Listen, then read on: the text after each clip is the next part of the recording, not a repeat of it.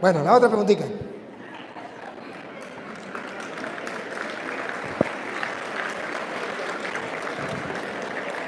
Los otros esperan porque después nos vamos a tomar la fotico allá, con todo el gusto. A $5 la foto. Ahorita agarran los protestantes este pedacito, ustedes van a ver, se lo agarran los protestantes y lo ponen por todos lados. El cura Toro pidiendo $5 por foto. Lo van a ver, ustedes lo van a ver. Tienen permiso, protestantes, después encuentran con Dios.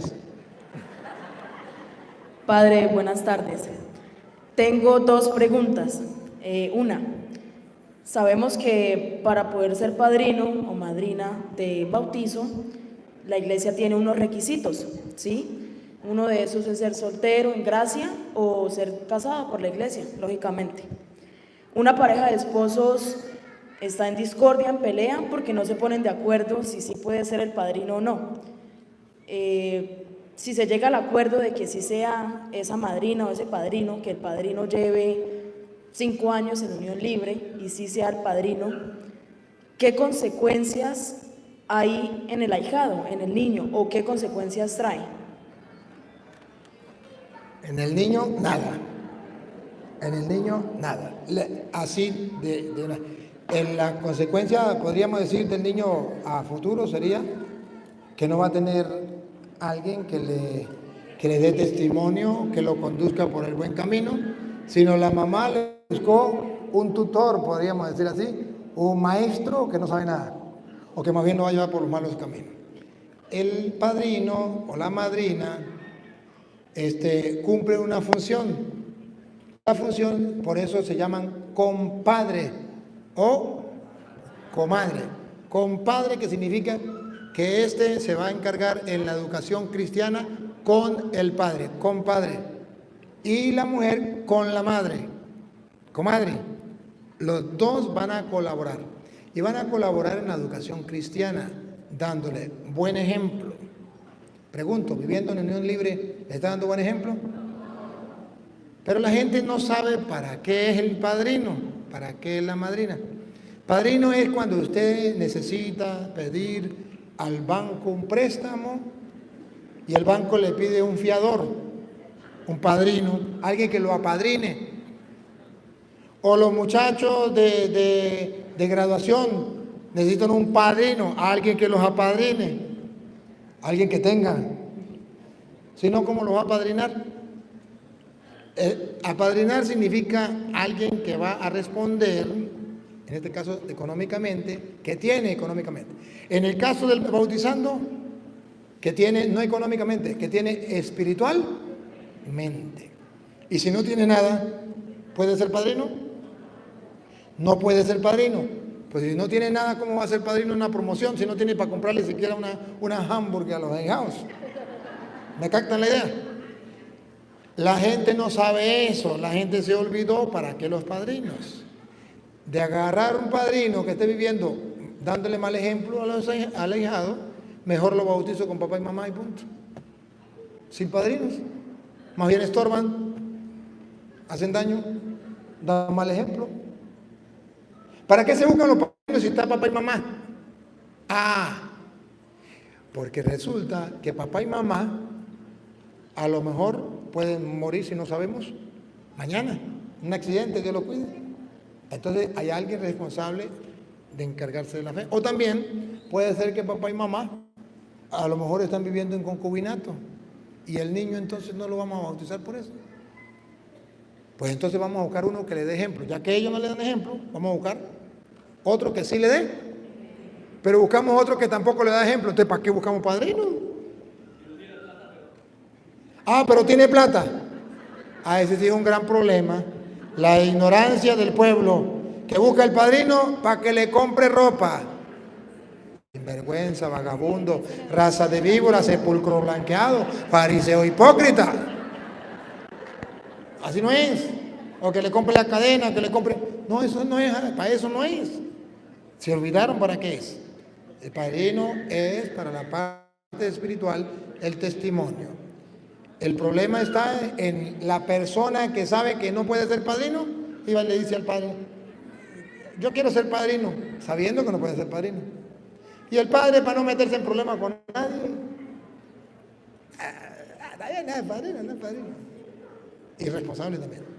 Y la iglesia por eso le llama al sacerdote que ayude a cumplir las normas de la iglesia. Está mal, no es correcto. Y ustedes y yo debemos saber que eso no se hace. Pero yo quiero ser padrino, padre, porque usted sabe, padre, que desde que estaba chiquitico yo le ponía la mano en la barriga a la mamá. Y él brincaba y yo dije, esa va a ser mi hija. Perfecto, ánimo, cásate. No, yo casarme ni amarrada. Perfecto, sepárate. No separarme tampoco. Entonces, ¿qué quiere? ¿Irse para el infierno con tu ropa? ¿Quién se salva el que quiera y quién se condena? El que quiera. La cuestión es que tenemos que arreglar la vida. Y entonces en la iglesia hay métodos para enseñarnos a arreglar la vida. Uno de los métodos es diciéndole usted no puede ser padrino. ¿Por qué? Porque usted no ha arreglado su vida. ¿Qué le está diciendo? Arregle su vida. Listo, gracias. La siguiente pregunta es, ¿por qué muchos sacerdotes, no todos, pero sí la mayoría, y muchos laicos, que también la mayoría, no son conscientes o no somos conscientes de la existencia del mal, de la existencia del demonio? Porque en realidad existe. Y muchos sacerdotes he escuchado que es un mito, un cuento, y en realidad es algo que existe y estamos en una guerra espiritual. Entonces, como que quisiera saber eso, el por qué algunos sacerdotes que tienen de pronto el conocimiento y tienen todos los estudios, ¿por qué piensan eso? Porque usted no sabe, mamita, usted no sabe lo difícil que es para un sacerdote que no esté en buenas condiciones y que le traigan un endemoniado. A alguien que esté sufriendo con un espíritu, atenderlo, los tiros son al pecho. No es un juego. Usted tiene que estar bien agarradito de Dios, o si no el diablo se lo vacila. Entonces mejor digo, yo no creo en eso para que no me molesten. Con eso, pare de sufrir. ¿Quién le va a llevar a una persona atormentada por un espíritu a un cura que no crea en el diablo? ¿Para qué ese cura no cree en el diablo? ¡Ay, me salvé! Gracias, Señor, me salvé. Es solo por eso, mamita, más nada. Por eso. Gracias. Bueno.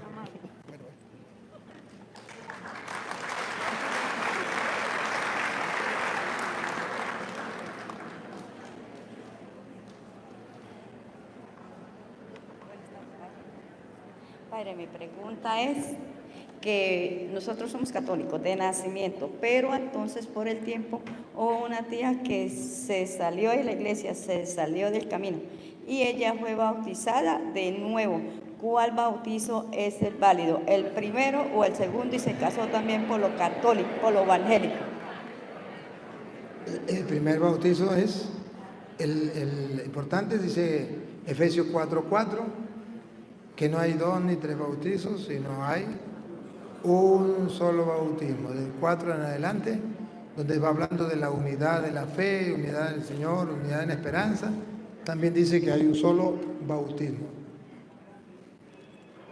Un cuerpo y un espíritu, como fuisteis también llamado en una misma esperanza de vuestra vocación. Un Señor, una fe, un bautismo. Un solo bautismo, usted no tiene por qué estarse bautizando de nuevo. Cuando una persona se bautiza de nuevo se llama apostatar. De ahí viene el pecado de apostasía. Se llama renegar de la fe, de la verdad de fe. Y eso es un pecado mortal como matar a su madre, como matar a su padre. Pero el católico no lo sabe. El católico piensa que eso es un juego. Me meto en evangélico y es como cambiarme de ropa. Me meto en evangélico es como cambiar de partido político. Porque quiero un cambio, como ustedes en Colombia que quieren un cambio. Y se van a llevar un chasco bien grande. Mañana, en el futuro, ustedes van a ver lo que va a pasar.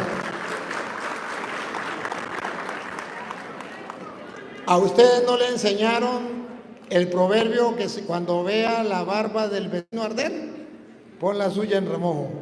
A ustedes no le enseñaron eso. Pero bueno, tristemente. Este es el problema.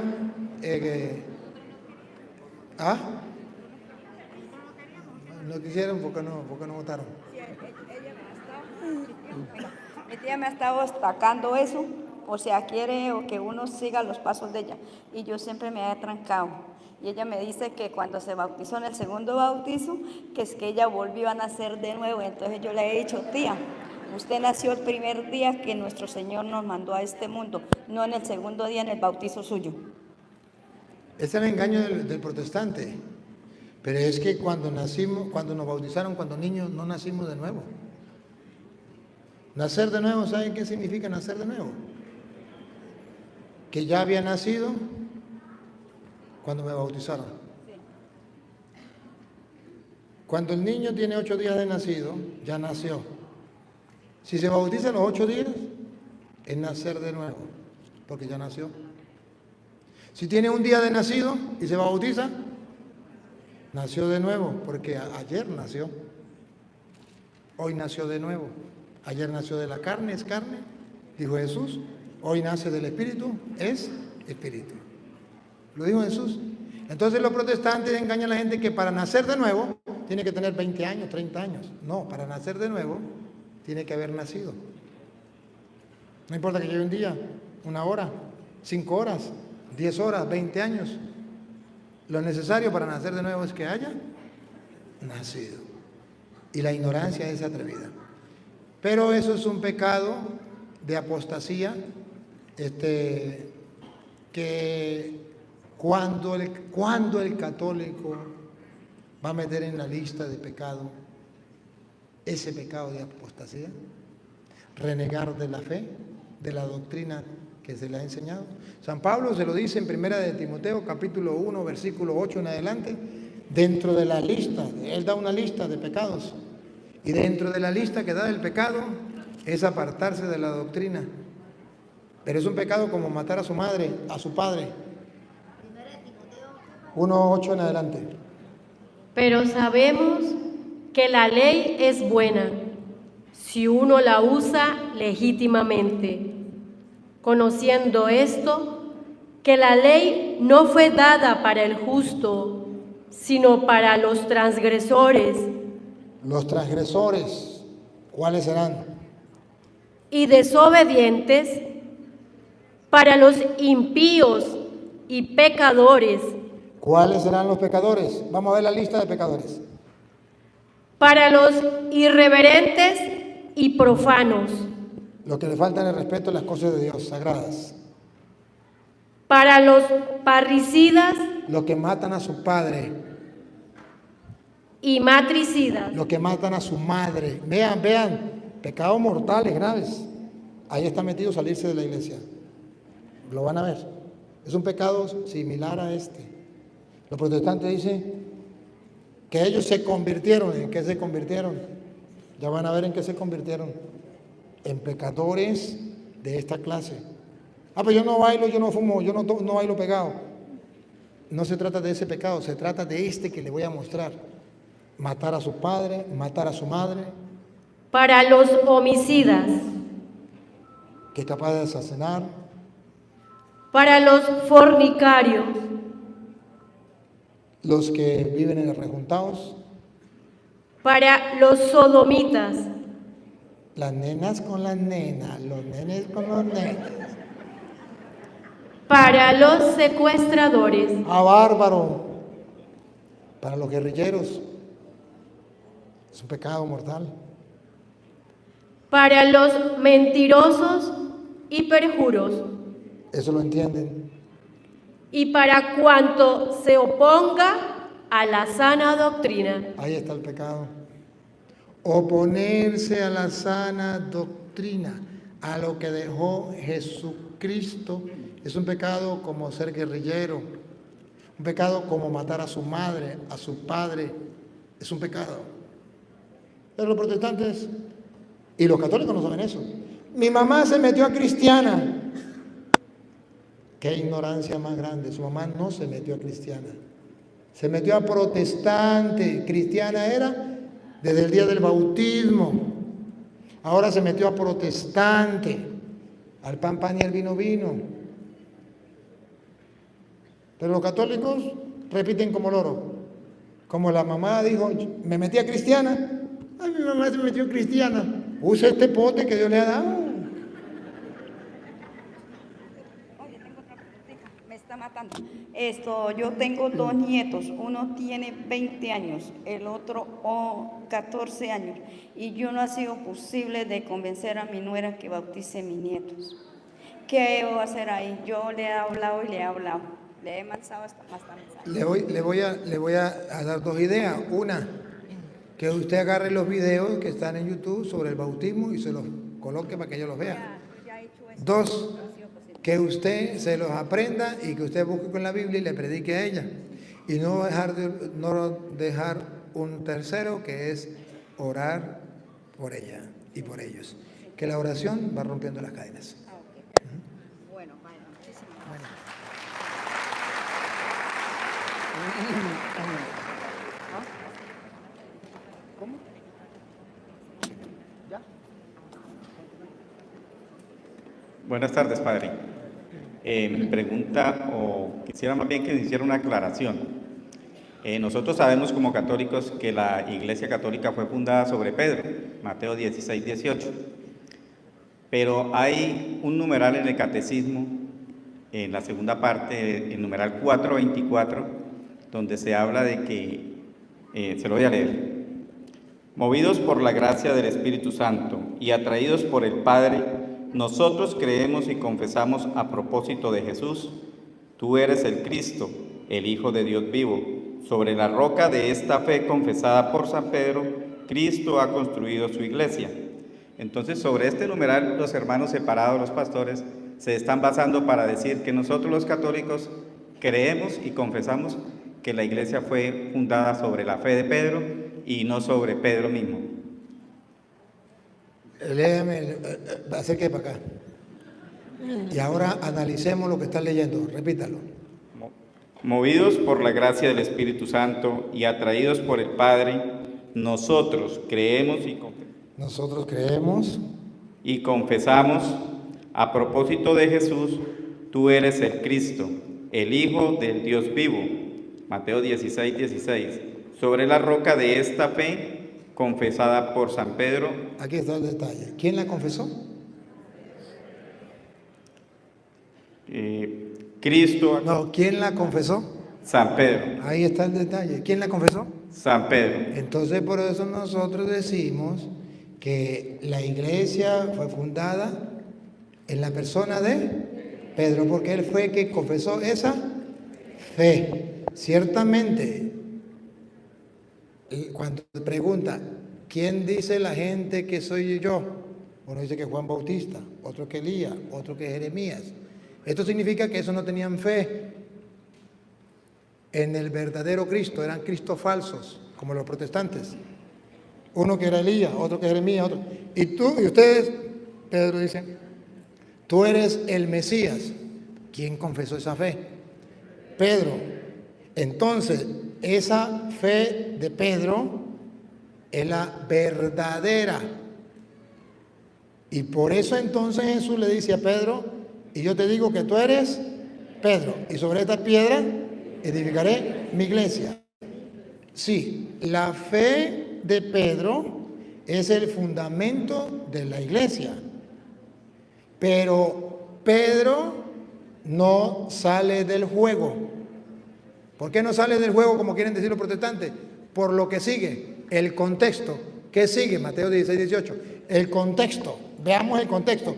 Porque si decimos el texto sin el contexto, es un pretexto. Escuche, el contexto. Tú eres Pedro, sobre esta piedra edificaré en mi iglesia.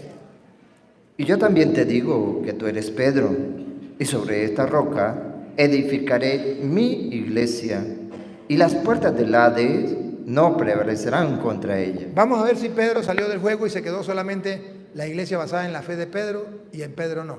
Vamos a ver, escuche lo que viene. El contexto, para que no sea un pretexto. Contexto. Y a ti. ¿Se refiere a la fe de Pedro o a la persona de Pedro?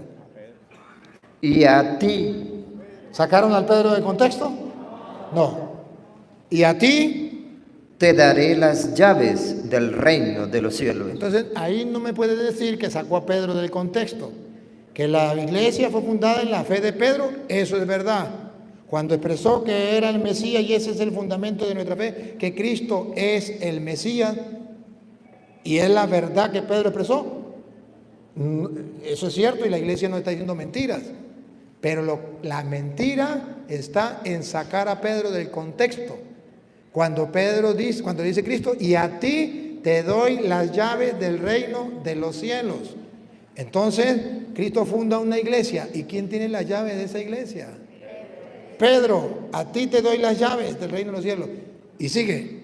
Y todo lo que atares en la tierra será atado en los cielos, y todo lo que desatares en la tierra será desatado en los cielos. Entonces le dio a Pedro el poder de atar y de desatar. Por la fe de Pedro, Pedro se ganó la confianza de Cristo y le entregó la llave y la autoridad.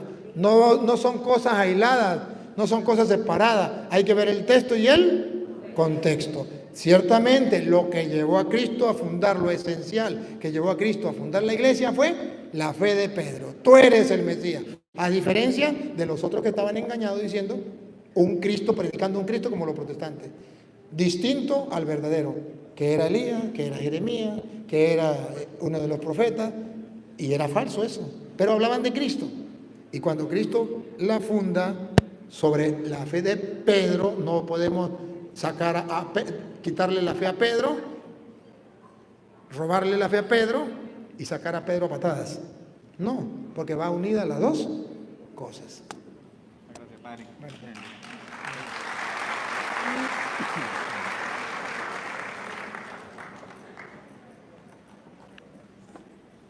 Me pidieron el favor que le hiciera esta pregunta, Padre.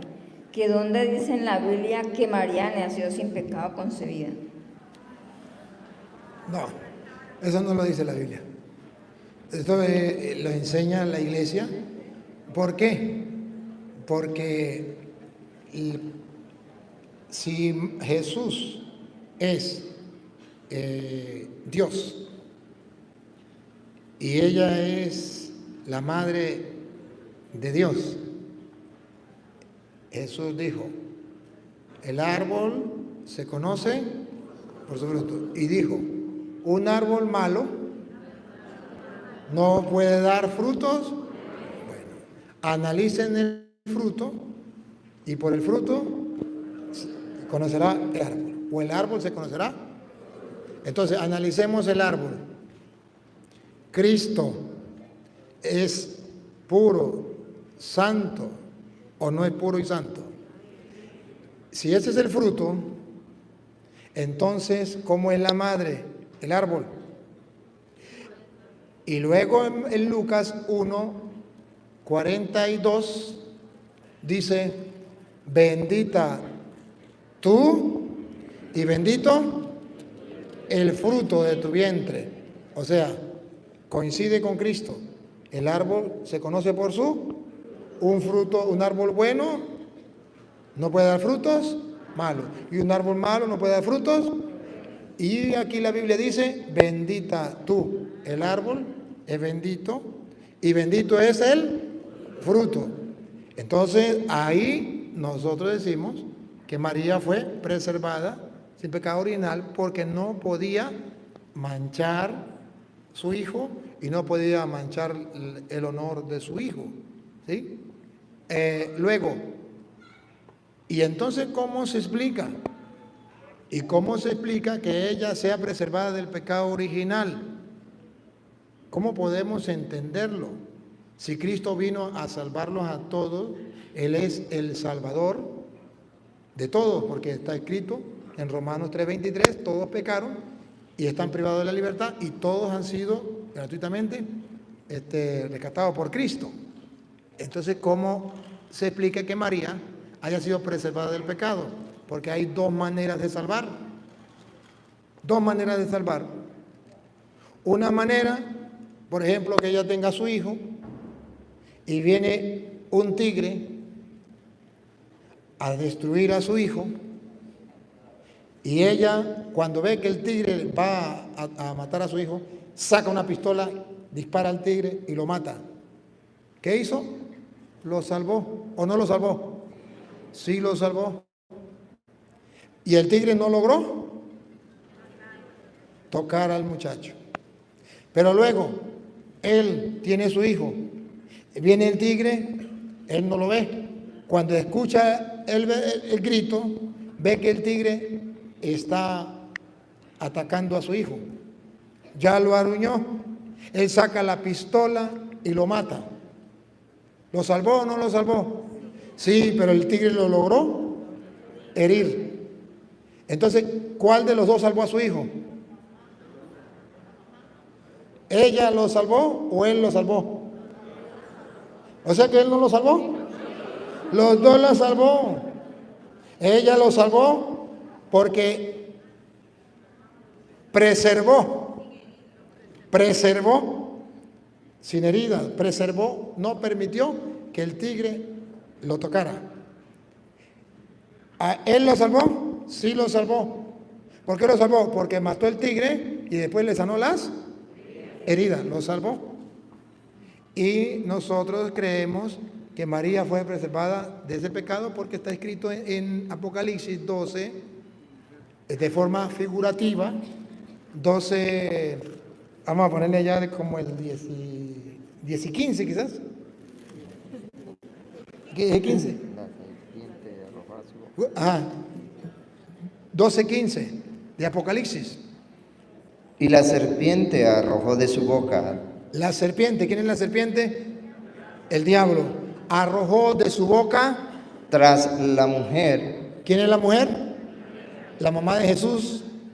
Arrojó de su boca Agua como un río, para que fuese arrastrada. Para que fuese arrastrada.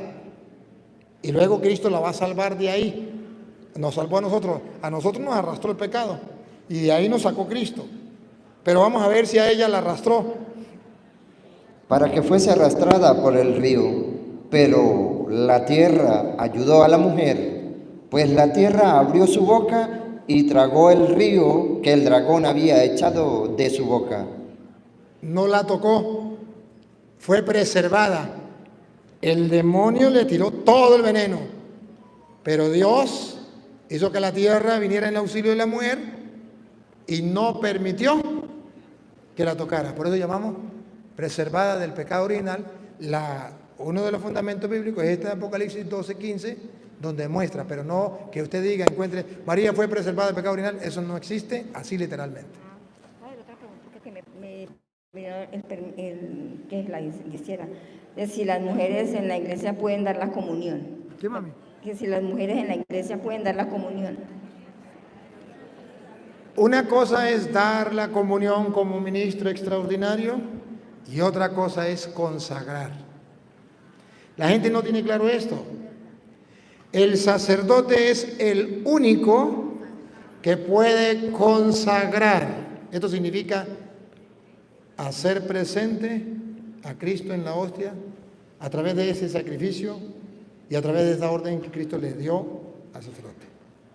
Después que las hostias están consagradas, cualquier persona que se haya preparado debidamente, que crea en lo que está haciendo y que tenga la autorización del ministro de la iglesia, puede repartir la comunión. Y la gente no entiende esto.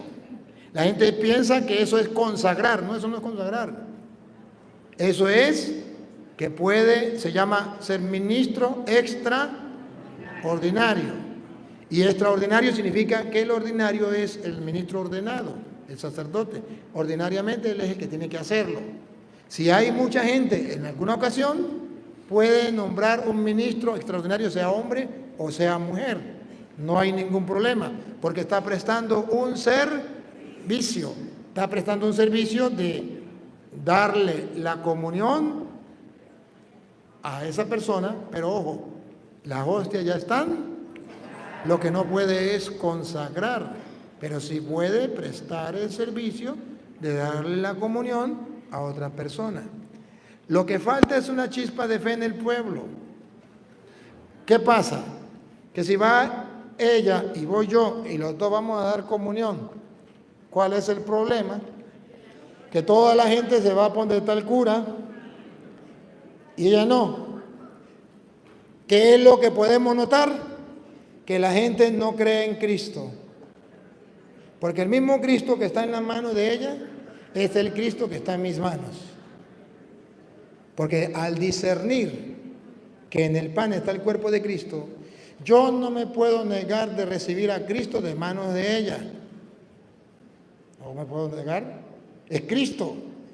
Pero si yo voy solamente al sacerdote, estoy viendo al hombre y no estoy viendo a Cristo. Entonces no estoy discerniendo lo que hay en el pan. ¿Quién está en el pan?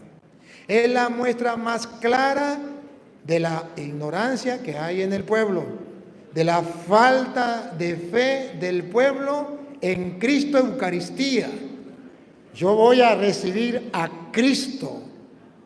Si la iglesia me permite que la mujer dé la comunión, lo que ates quedará atado, lo que desate quedará. Esa autoridad se la dio Cristo a la iglesia. Pero yo no estoy de acuerdo, ese es el problema suyo, cuando usted sea papa lo hace de otra manera.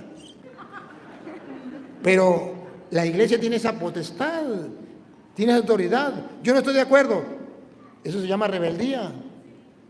La iglesia sabe lo que hace, la iglesia nos enseña y nos dice cómo tenemos que hacer. Lo que falta es vivir nuestra fe. Yo tengo que recibirlo y lo recibo con fe. Yo a veces, por ejemplo, yo voy aparte que voy predicando, estoy en la misa y porque no me dio tiempo de hablar con los padres, está repartiendo la comunión un ministro extraordinario, el sacerdote. El ministro está solo, yo voy y comulgo con el ministro, pues yo creo que ahí está Cristo. Listo, si usted no lo cree, el problema de ustedes, pero falta de fe. Bueno, gracias, yo creo que ya llegó el otro padre. Queridos hermanos, ya me voy a pedir, ¿verdad? Por favor, estábamos viendo el video, lo estamos viendo y estamos con el vicario de la diócesis, lo estamos escuchando de la diócesis de Cúcuta, en obediencia, ¿verdad? Aunque no pertenezco a esta diócesis, pero estábamos en diálogo con él y pues como los minutos están un poquito retardados en la señal de transmisión, ¿verdad? Era referente a este tema sobre la Sagrada Comunión, recibirla en manos de los laicos y abajo estamos todos con los celulares en la mano, ¿verdad? Escuchando la transmisión, más de 1.500 personas en YouTube viendo esta transmisión, ¿verdad? Y pues si su merced podría dar, padre, respecto a esta pregunta, recibir la Sagrada Comunión en las manos de los laicos, porque se han fomentado varios grupos y estábamos hablando abajo con el padre y pues si nos pudiera explicar un momentico en ello. Que algunos manifiestan que los curas se condenan por dar la comunión en la mano a los fieles. Ya no sería la de los laicos de la comunión, sino Los sacerdotes de la comunión en la mano a los fieles. La comunión en la mano. Que diga que el sacerdote se condena porque da la comunión en la mano. Mira, hermanos, la verdad es que es una allá no sé, en Venezuela hay una barbaridad que dice la gente. Que el sacerdote se condene porque da la comunión en la mano. No. Mira, la Iglesia Católica es nuestra madre, pero la Iglesia Católica es muy sabia. Y la Iglesia Católica nos enseña, incluso está escrito lo que la Iglesia Católica enseña. La Iglesia Católica enseña que se puede recibir en la boca y que se puede recibir en la mano. También enseña la Iglesia Católica que nadie le puede prohibir a una persona recibirlo en la boca. Y nadie le puede prohibir a una persona recibirlo en la mano. Pero hay una mentalidad que no se puede recibir la hostia en la mano. que es un pecado y que el sacerdote se condena. No, hermanos, no es verdad. Usted puede recibir a Cristo en la mano. Claro que sí lo puede recibir. Ahora, hay verdades que tampoco se pueden ocultar. Que dar la comunión en la mano, para el creyente no hay ningún problema, lo recibe y lo comulga con fe. Pero para el satánico, el brujo, el hechicero o el que está en contacto con ellos, vienen a recibirlo en la mano para llevárselo a las misas, ¿cómo es? No, las misas negras, sí, satánicas. Eso es verdad. Y yo como sacerdote misionero de la misericordia en Venezuela, he tenido que atender varios casos de personas que se han robado la hostia la reciben en la mano y el sacerdote no ha estado pendiente qué pasa con esa hostia. Es un problema del sacerdote, no estar pendiente qué se hizo la hostia que le di al hermano en la mano. Y se la han llevado para eso, para los babalaos, los santeros también. Eso también es cierto. Y la venden y comercian con eso. Ese sí es un problema. Pero el sacerdote que da la comunión en mano debe mirar que la persona y velar que la persona la consuma, la comulgue. ¿Para qué? Para que no se cometa profanación. Pero que usted profane la hostia por recibirla en la mano, no, hermano, no es así. La profanación es cuando usted le falta el respeto y usted la va a recibir con fe, con respeto, y la va a consumir con respeto. Ahora, ciertamente que puede quedarle algunas partículas y usted tiene que ser cuidadoso. La puede consumir o usted puede llevar un pañuelito y recibirla y luego llega a su casa y lava el pañuelito, no hay ningún problema. O sea, no hay problema. Pero decir que el sacerdote se va a condenar por eso es una falta de respeto hacia la iglesia, que es nuestra madre y que no nos va a estar a nosotros metiendo cosas que no debe ser. Entonces, sí debemos tenerlo muy claro.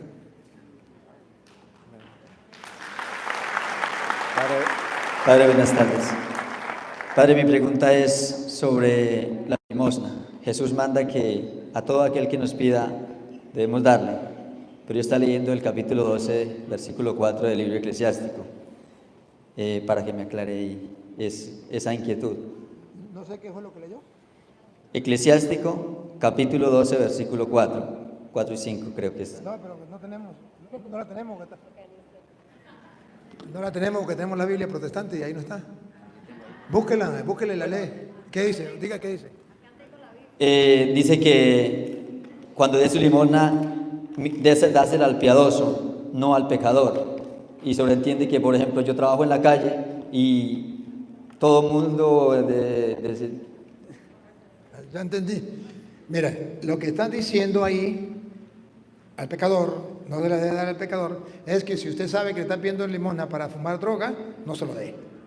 Si usted le está pidiendo para tomar licor, no se lo dé. Usted entonces, mire que yo necesito para comprar una medicina. Ok, ¿cómo se llama? Vamos y se la compro. Pero si esa persona agarra la medicina, la vende y la compra en droga, ese ya no es problema suyo. Porque usted hizo el bien y eso es tomado en cuenta y él hizo el mal.